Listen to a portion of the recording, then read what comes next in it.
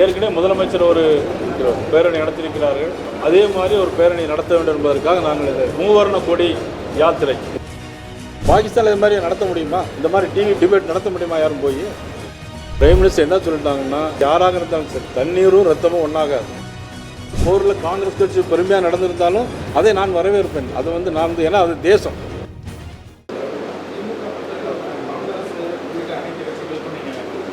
எல்லா கட்சிகளும் இது கட்சி சார்பாக நடத்தலை. யாரும் பாரதிய ஜனதா கட்சி கொடியேற்றி வரமாட்டாங்க. பாரதிய ஜனதா கட்சி அடையாளங்கள் அதில் இருக்காது. எங்களை பொறுத்த மட்டிலும் ஏற்கனவே முதலமைச்சர் ஒரு பேரணி நடத்தியிருக்கிறார்கள். அதே மாதிரி ஒரு பேரணி நடத்த வேண்டும் என்பதற்காக நாங்கள் இந்த மூவர்ண கொடி யாத்திரை, இது பேரே மூவர்ண கொடி யாத்திரை.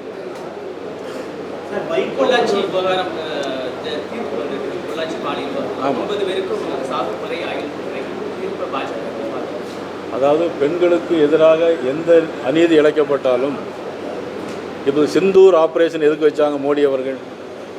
பெண்கள் நெத்தியில் உள்ள செந்தூர் அழிந்து விடக்கூட அதுக்கு பதிலடி கொடுக்க வேண்டும். ஆப்ரேஷன் பேரே செந்தூர். பெண்களுக்கு நீதி கிடைக்க வேண்டும் என்பது பாரதிய ஜனதா கட்சியினுடைய எங்களுடைய முழு எண்ணமும் கோரிக்கையும் அதுதான். அந்த அடிப்படையில் பெண்களுக்கு இன்றைக்கு நீதி கிடைத்திருக்கிறது என்பது தான் அந்த தீர்ப்பை நாங்கள் வரவேற்கிறோம். நேற்றைக்கு நான் பார்த்தேன், நேற்றைக்கு ஒரு டிபேட்டில் பார்த்தேன் அண்ணன் பீட்டர் அல்போன்ஸ்.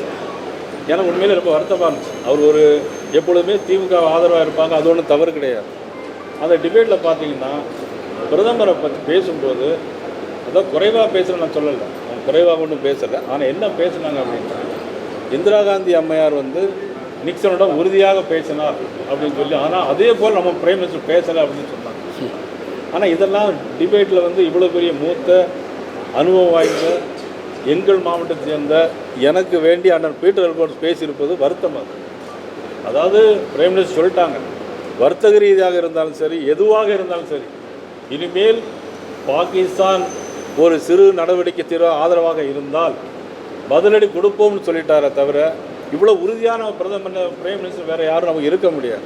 ஆனால் அண்ணன் பீட்டர் அல்போன்ஸ் அந்த மாதிரி பேசுவது என்பது எனக்கு வருத்தமாக இருந்தது. சார், சுப்பிரமணிய சாமியும் சொல்லியிருக்காரு, பிரதமர் மோடி எதையும் முன்வைத்து கேட்கல. அவங்ககிட்ட ஏற்கனவே பகல்காமில் தாக்குதல் பண்ண 4 பேரை நம்மகிட்ட சரண்டர் பண்ண சொல்லலை, அமெரிக்கா சொல்லி தான் பிரதமர் மோடி கேட்பாரா அப்படின்ற மாதிரி சுப்பிரமணிய சாமி சொல்லியிருக்காரு. அதான் அமெரிக்கா சொல்லுவதுக்கு முன்னாலே எல்லாம் செய்தி பல ஊடகங்களில் தவறாக வந்திருக்கு.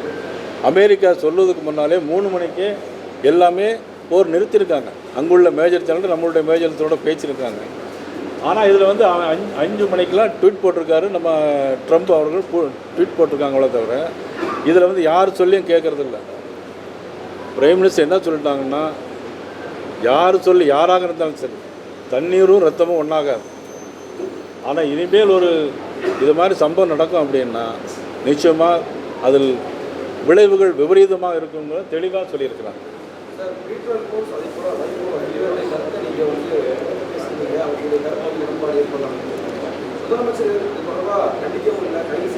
ஆமாம், நிச்சயமாக. அதாவது இப்போ நீங்கள் இல்லை நான் நிறைய வாட்டி பேசியிருக்கிறேன். இதே மாதிரி ஒரு பாகிஸ்தானில் இவ்வளோ டிபேட் நடத்த முடியுமா? பாகிஸ்தானில் இதை மாதிரி அவங்க யாராவது டிபேட் நடத்தி இப்படி கேள்வி கேட்க முடியுமா? இவ்வளோ பெரிய சுதந்திரம் நம்ம நாடு, இவ்வளோ பெரிய நாட்டில் இருந்துட்டு இவ்வளோ தூரம் கொஞ்சம் கூட தேசப்பற்று வேணுங்கிறது தான் என்னுடைய வேண்டுகோள். அவ்வளோதான், வேற ஒன்றும் இல்லை.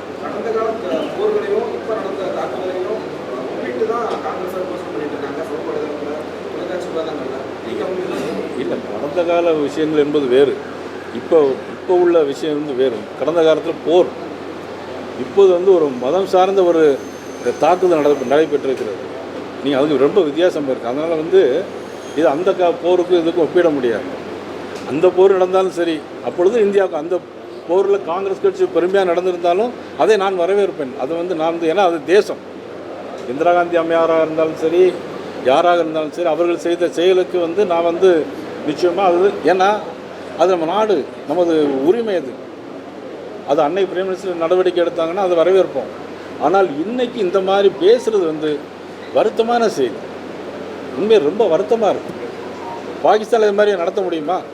இந்த மாதிரி டிவி டிபேட் நடத்த முடியுமா? யாரும் போய் நீங்கள் தென்னிந்தியாவில் தான் சுதந்திர போராட்ட வீரர்கள் அதிகமாக பிறந்த ஊர். அதே தென்னெல்லை மாவட்டம் சுதந்திர போராட்டம் அதிகமாக உருவாக்கிய மண் அந்த மண்ணிலேருந்து 2 பேரும் இப்படி பேசியிருக்காங்களேங்கிறது எனக்கு வருத்தம். அவ்வளோ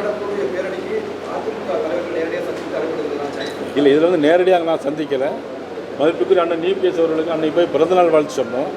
இது திடீர் முடிவுங்கிறதுனால தான் நாங்கள் நேரடியாக அழைக்க முடியல. ஏன்னா இப்போ இதுக்கெல்லாம் வந்து கூட்டணி கட்சி நாங்கள் நேரடியாக முறையாக அழைப்பு கொடுத்து அவங்களுக்கு கால அவகாசம் கொடுத்தா தான் அந்த பேரணி வந்து நல்லாயிருக்கும். இது வந்து ஒட்டுமொத்தமாக இது எந்த கட்சியும் சார்பாக, இது தேசிய ஜனநாயக கூட்டணி இல்லை, எந்த கட்சியும் இல்லாமல் வந்து அனைத்து மக்களும் நீங்களும் நாளைக்கு வரணும். அந்த ஊர்வலத்தில் ஒரு கொடி ஏந்திட்டு வரணும். இதுபோன்ற செய்திகளை மேலும் தெரிந்து கொள்ள எங்களது யூடியூப், ஃபேஸ்புக் மற்றும் ட்விட்டர் ஆப்களை சப்ஸ்கிரைப் செய்யவும்.